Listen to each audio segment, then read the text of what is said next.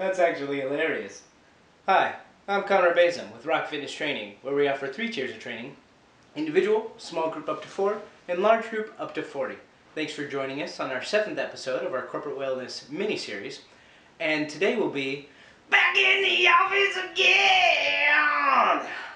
Answering some emails. So let's go ahead and look at our first one.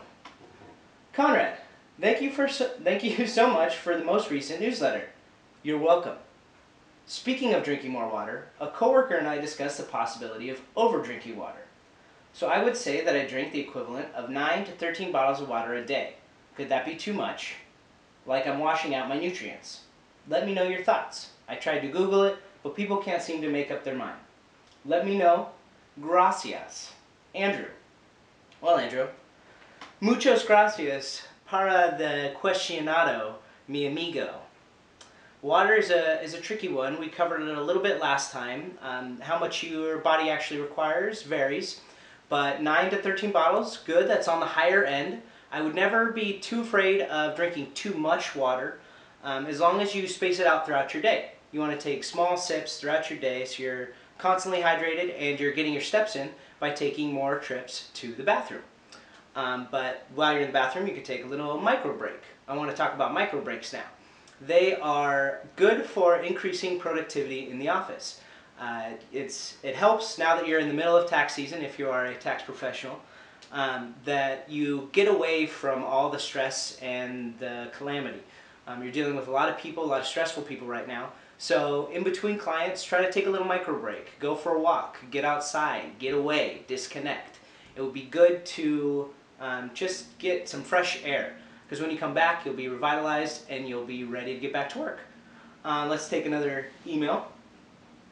Hi Conrad, I think you are so funny. You are like a much more handsome Mark Wahlberg in his younger years. You guys are so flattering. You would be surprised of some of the emails I get. I mean, really, we could make a... Well, actually, no, we shouldn't make a video. Just forget about that. Anyways, I was thinking of buying a stability ball to use instead of a chair at my desk.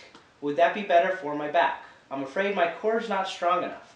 How do I get sexy abs like you? Pat. Well, a compliment is a compliment. Let's move on with the question. Yes, I think a stability ball is great. In fact, if you noticed, I'm on a stability ball right now. It's a good way to take a little bit of pressure off of your lower back as long as you keep proper form the entire time. The only issue and reasonable fear of not having a strong enough core is if you're sitting for too long, you'll start to get tired, you'll start to slouch as you're typing, and that would be no better than if you were on a regular chair. It could actually be a little worse on a ball. So I would recommend only using it for a certain amount of time. Maybe 30 minutes at first, move to an hour. As you get better at it, you can do more. But I like it because you could take a little break, get a little workout in. You can do a little crunch while you're reading emails. You know, you could try to balance and engage your core just for a little break. Just a little fun activity to do. I can't do it for very long because my legs are so heavy because they're so big and buff. But that's another topic. Don't worry about that. That's about all the time we have today. Thanks for joining us on our 7th video. As I said, next time we'll be in the office showing you some exercises you can do while at the workplace with a special guest. Thanks for joining us once again. I'm Conrad Basom, reminding you to train hard and rock harder.